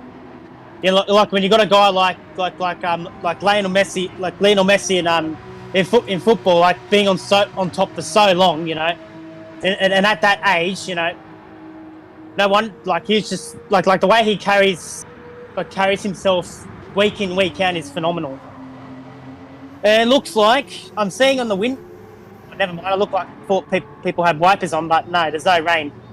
No, Anyways, but the way I saw that as well. I thought it was worrying, but it's okay. But the way, like, going back to Messi's, like, the way he carries himself, it's phenomenal. And that's why he's been one of the best players in the world the last 15 years, along with, like, Ronaldo and all that, because they just found a way to get that 1% edge over the competition. Funny, and I'm looking at... I've always been in the Ronaldo camp over the Messi camp, because he did more in different places. But I think absolutely. Last year, Messi has shown a lot more class. And I think sometimes class kind of outstrips any of your achievements. Yeah. If you can show a bit of class while you're being very good at what you do, it makes you a better person, right? Yeah, absolutely. Like I recently watched Michael Jordan's documentary, The Last Dance, and he didn't care about the stats about how many baskets he shot a game. He's just worried about winning trophies, and that's what made him classy. He turned up even when he wasn't at his best. He just turned up and pulled off a miracle performance, and that's what Messi does. Like when he's having a quiet game, then boom, 90th minute he pulls off a clutch play. Ronaldo's the same as well. But that's what separates the winners from everybody else, right? Is you can pull it out of nowhere. Yeah. Like even with I remember a race from Lewis Hamilton where he had to start back of the grid from a grid penalty at Brazil, and he just made up so much pace as well. See, I'm the wrong person to talk about Lewis Hamilton because got a good result. And Schumacher had that power in him as well. I hate Lewis Hamilton. I think he's this is my opinion on Lewis Hamilton. He's a very good driver, but he's full of rubbish. He talks about a background where he was oppressed and all that kind of thing. But the truth is, he was given everything he ever needed to be a winner. Yeah. Like with Schumacher, his first championship was with a lowly team, and he had Ayrton Senna's death at the back of his mind. Yeah. So he had to fight his mental issues with that, like, because he was right behind Senna when he crashed. So that would have been traumatizing for him. I'm just going to interrupt you because Nico is making big moves on Average Tom from 5th to 4th place at the moment. He's right at the back of Average Tom. And at the moment, looking pretty racy. He's looking up the inside. Little touch there. He makes the move, but again does the sporting thing and waits. That's so sporting from him. Yeah, he just outbrakes himself there. It's pretty easy to do on that. That hairpin is very difficult to get right too. Like if you just brake just a little late, you can just outbrake yourself there. But great sportsmanship for letting him back pass. Oh, it is absolutely. We've seen that twice from Nico as well. We've seen that twice from Nico, and you've got to say that whatever, the first one was pretty damning in terms of steward inquiries. Yeah. But I think if you look back and say twice he's given a place up, the stewards have to be a little bit lenient, right? But he does make the move, and he makes it stick, and he is up into 4th place, but a little bit wide coming out of the final turn. And then Tom the run. Is Tom going to make this move? Round the outside, he's very brave into tail run. Well defended to Nico. Oh, that's very, very well defended. Stop that switcheroo happening, definitely. But great racing between these two. Yeah, absolutely. That's what you want. Like, no, it's a great. He's had a bit of a oversteering moment. Yeah, it's pretty easy to when you brake too aggressive in these cars, they really snap out. You know, that's why you gotta. The way you drive these things, you got to try and brake first, turn second if you're a beginner. So the Porsche it's a great car and an absolute nightmare in equal measures, isn't it? Right? Yeah, you get the best of both worlds with this car, but it's probably the most forgivable. Along with the McLaren, the most forgivable MR car in this game. Because if you drive a car like the Audi R8 and the Ferrari, even the NSX, those things are nightmares to drive. Well, the NXS, even on hard tyre. You know, we kind of categorise a lot of the cars with the black flag. So NXS is basically you've either got throttle on or throttle off. There is no feathering that throttle. It's on or off, full stop. Yeah. The 458 is okay, but we've actually we've called the R8, and now the R8 in GT Sport was a great car. Yeah. Now we call it the bag of spanners because it's great in a straight line, but try and get that round a corner. Yeah, like try and do the Deep Forest track experience. That thing was a nightmare. I had to have it on traction control free just to make the thing drivable. Because ever since they've changed the physics in GT7 to make it a bit more realistic towards MR cars, which probably still a bit, the weight transfer is a bit over exaggerated. Hopefully they fix that in the future update. But yeah, like if they can just tweak the physics model of the MR car, these cars will be unbelievable handling cars. Then they'll be competing up with the Porsche and all their FRs. I think the thing is, I mean, we do moan a lot about GT7. All of us GT7 fans do. But I think what GT7 have done is they've put themselves firmly in that kind of simcade kind of arena. So it's not an arcade racer, but it's not a sim racer either. But there is no other racing game that kind of fits where GT7 does. Is that it gives you that kind of realism, but with the arcade feel about it. Yeah, absolutely. And that's what Gran Turismo is all about. They've always trying to claim to be the real driving simulator because they'll, like these guys, like without Gran Turismo released on the PlayStation 1 back in those days, we wouldn't have all these racing titles on the PlayStation period. Absolutely not. And apparently I've heard a story when Kaz was first developing Gran Turismo, he actually got rejected by Nintendo to make this game. Then Stoney came and said, you want to be the face of our company. Grid Troopers in 9th, just making a move on Hannah up into 8th, and she takes that place back. But this is big time on at the back of the pack. The guys at the front might not be racing, but the guys in the back haven't been given the message. They are on this. Yeah, like when you're in mid-pack, when you know you're not going to win, you've basically got nothing to lose and everything to gain, you know? So it gets a bit fun in mid-pack. It does. I mean, they are on it as well. I mean, Grizzy's properly bringing it to Hannah in a minute. Cookies are cool. He's looking back there, and he might be in the position that Fuzerk was many laps ago. Is that the guys in front are fighting, and while they are fighting, he can make the move, and he's already trying to do it. Look at that! Oh, now, and we're on the final lap now. We're on the final lap now, so these guys at the back are going to be crossing the line, and their race is finished. And, so there we go. And Grizz Troopers will finish in 8th. So Grizz Troopers 8th, Isa Hannah in 9th, Cookies are cool in 10th. But here is your leader. He's 9 seconds clear. And he's had an absolutely brilliant race. If you want to see, you know, if anyone wants to watch a video of the perfect race, it's got to be his job today. Because he sat there in 3rd and he waited and just waited and waited for whatever happened to go off in front of him. And then when it did, he took the lead and it never looked back. Yeah, absolutely. Like when you're seeing two guys battling for the lead and you're just sitting there in 3rd, wait for them to make a mistake or make for an incident, and it's paid dividends for Fuser. So my hat's off to him, and he's had this coming too. Yeah, the last few weeks. Definitely deserved it. I mean, I've been talking to the guy like away from the racing as well, and there is no doubt in my mind that this guy wants it. He's worked for it, and he absolutely he's hungry. Deserved it. So here we go. Fuser first. He crosses the line. Great win from Fuser. Mikkel, he might be the championship leader, but today it's not about him. But a great result in 2nd. He did what he needed to do. And old man Jay, and I'm going to stand up and I'm going to applaud this guy. Well done. He is my number 2 at Black Flag, and absolutely deserved that. Nico finishes P4. Well done for the RSR team. P4 for Nico. Average Tom in 5th. Toolshed comes home in 6th. Magic Cook in 7th. Grizz Troopers. Great race for him coming off the bench to finish in 8th place. Hannah in well 9th, done to him. And Cookies are cool in 10th place, and I'm assuming Benji had enough and turned his PlayStation off at some stage, which is why we are. I saw a chat from the Big Red U of A. He disconnected. That's why he left early on. Okay. Yeah, he disconnected. So we had 2 retirements in this one. Which is, I mean, in the scheme of things, it's not too bad. Bearing in mind, I mean, if you look at a lot of lobbies across a lot of games across the world, that to have, you know, we've got a Canadian, a Brit, an American, an Australian, all in the same lobby, and we only lose 2. That's not bad going, really, is it? Yeah, especially when we're across the other side of the world in basically, you can call us the red center of the world because it's always freaking hot at the every time it's summer.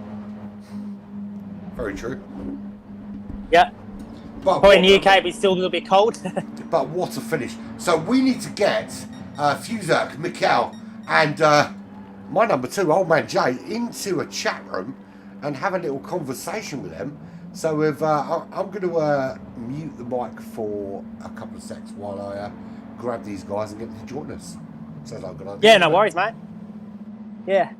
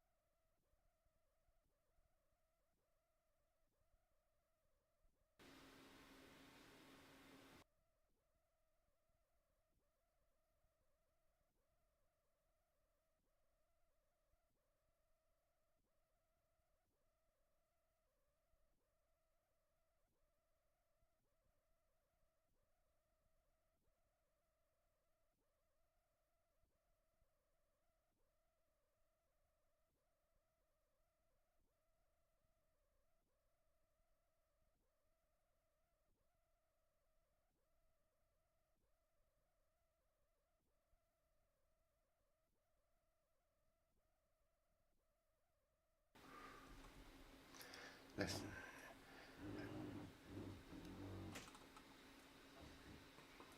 We're going to go live. We'll wait for Jay to join us when he gets here. Guys, seriously, what a race that was. Kaizan has left you guys and jumped into Division 2, but has been blown away by how good this race was, right?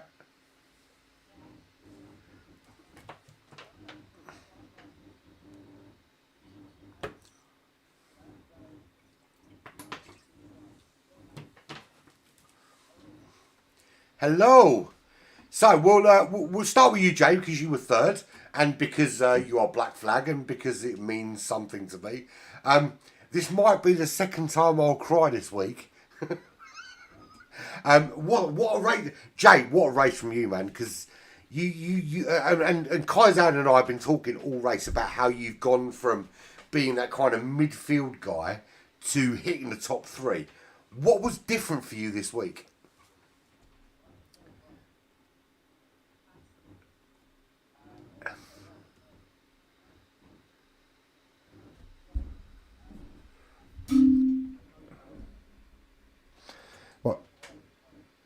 No, I mean, you know, not many people know those guys, and those guys are the core of Black Flag, and they put the work in, right?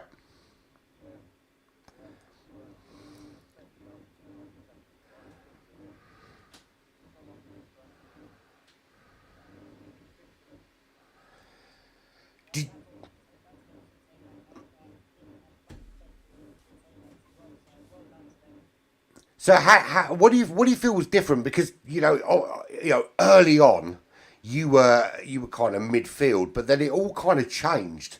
And how did you motivate yourself to stay in that top three, Jay?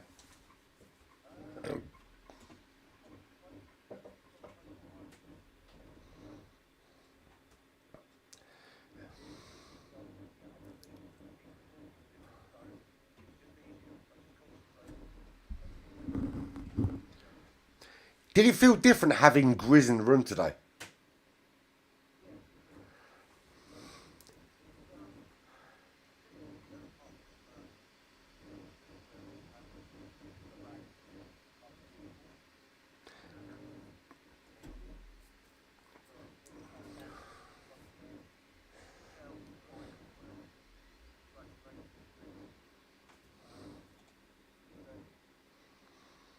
So, moving on. Mikel. Top of the leaderboard. How does it feel knowing you're going into the last race and you're kind of there or thereabouts? Does it put more pressure on you knowing that you could win it, but there are still people there that could nick it from you?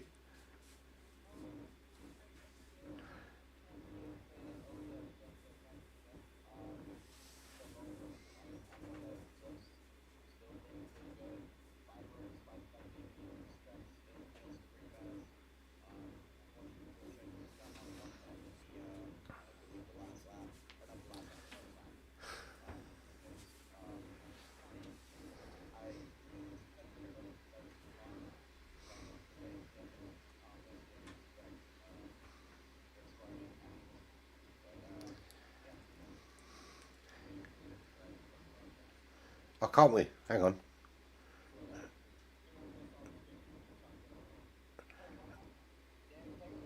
Yeah, nice. Hang on.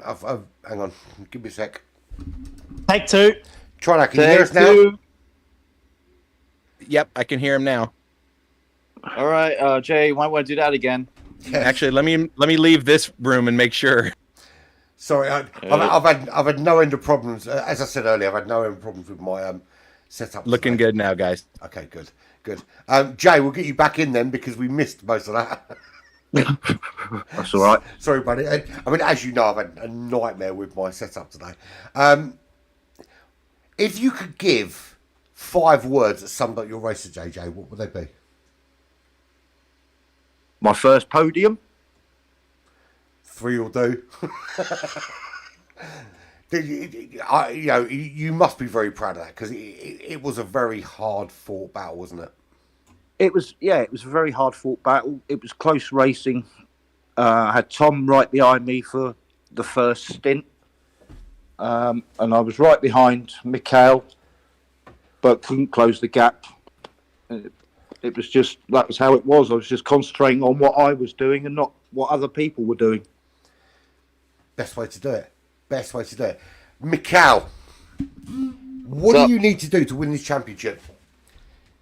Just survive at this point. I mean, I just need to be ahead of my rivals at this. Like, even if I didn't really win this next one, I just want to at least survive because you got guys like Berserk, who's fast. He just got his win, and he's like probably fastest lap and all that, and pole.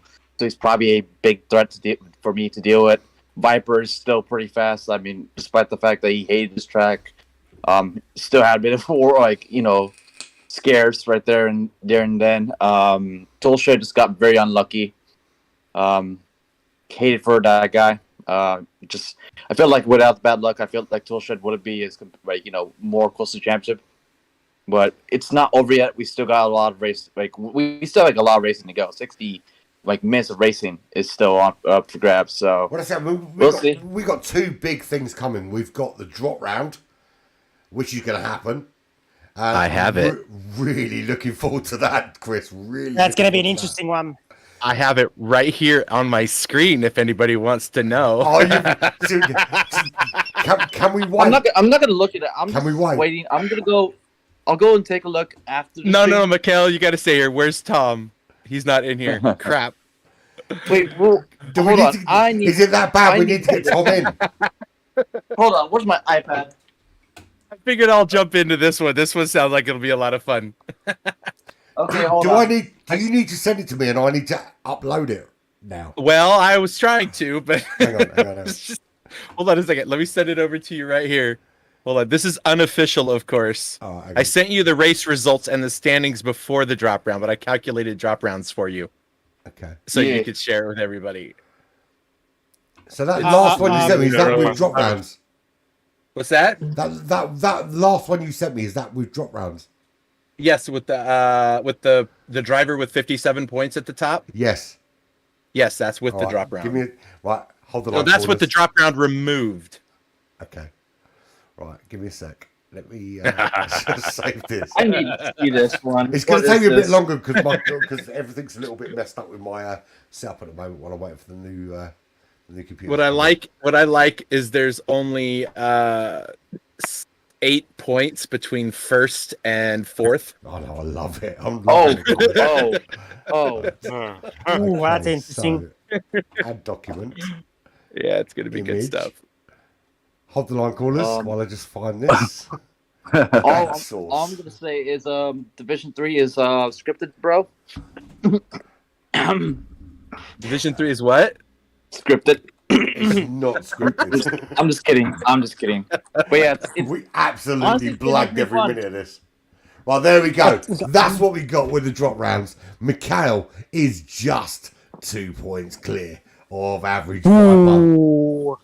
Toolshed still in it, only 5 points back. And we haven't talked to you yet, Fuzerk, and we will. You are 1 point outside the top 3. But let's talk about how you took the lead of this race, buddy. Yeah, I was just following Nico and Mikhail and just hoping for a mistake. And it's And funny it you say happened. that because it's exactly what myself and Kaizan were talking about. We were saying how those two guys were going at it, and when it goes horribly wrong, you're going to nick it. And Fuzerk, that's exactly what happened. Yeah, Nico was very fast and Mikhail was holding him off, but I think the pace of Nico kind of got a little impatient and I was ripping on his butt, on his bumper. And I think he made a mistake and took Mikhail out in the first turn. So I just went right through. And once you took it, you never looked back, right? Yeah, I had a couple moments, like with lappers. I was losing a lot of time. I couldn't get past 3 lappers. It was losing me time. But I got around them, and I just kind of kept that gap the whole race. So the big question everyone wants to know, how do you feel about Interlagos? I like it. Do you like it? It's gonna be fun. Or do you love it? I don't love it, but I've raced on that track before. It's one of my better tracks. Yeah, to be fair, it's one of my favourites, and I'm going to enjoy. You know, whatever happens, I'm going to love watching a race around there. But I genuinely think that with the guys that have moved up and out of this division, and no offence to you guys, but I think we're left with a great last race finish, right? Oh, I'm excited for that. I'm excited. I'm missing you guys already.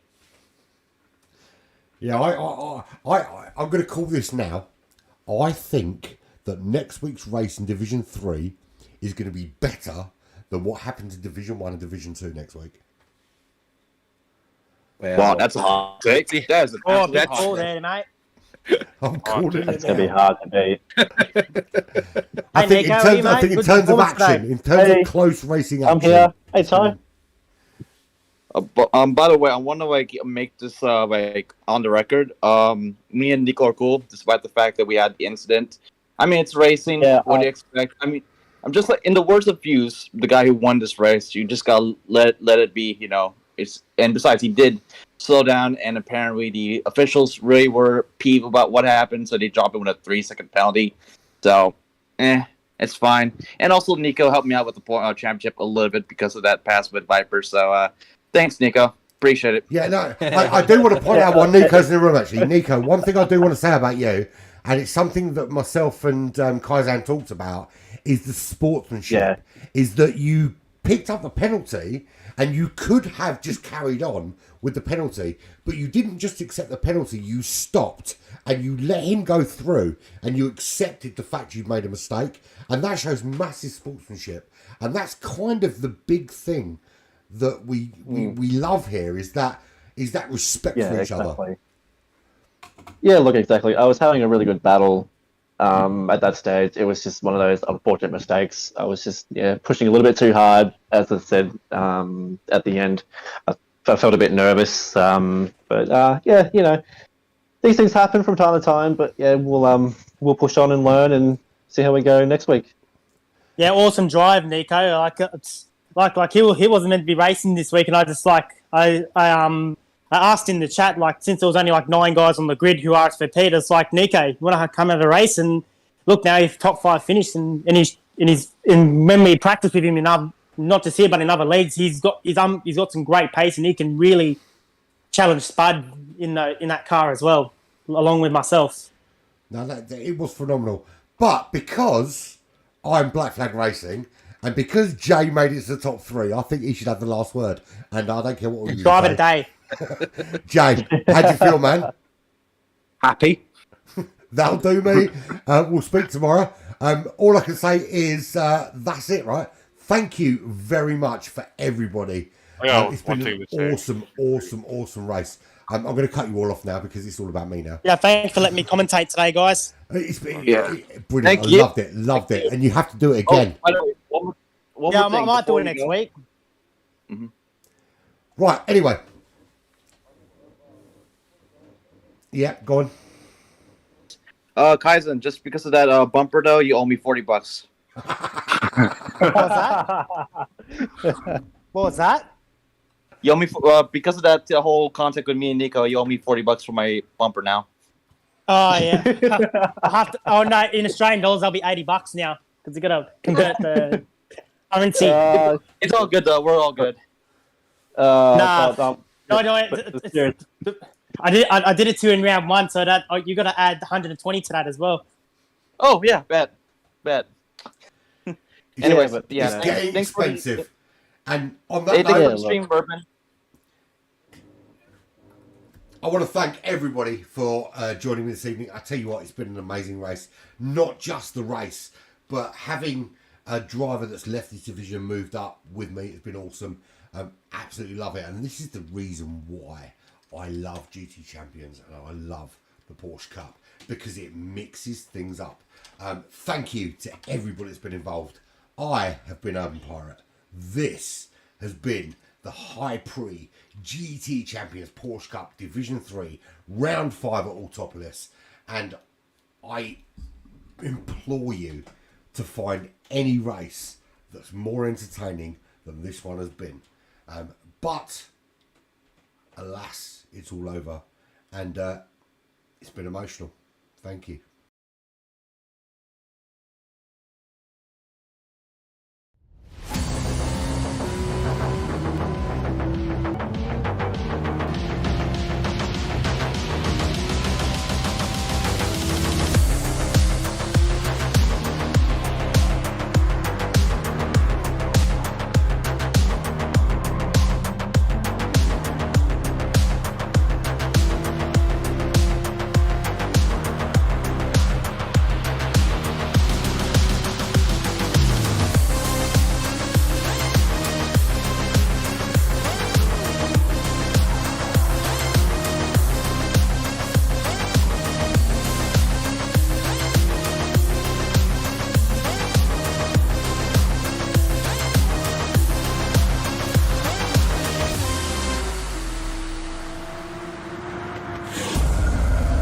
Welcome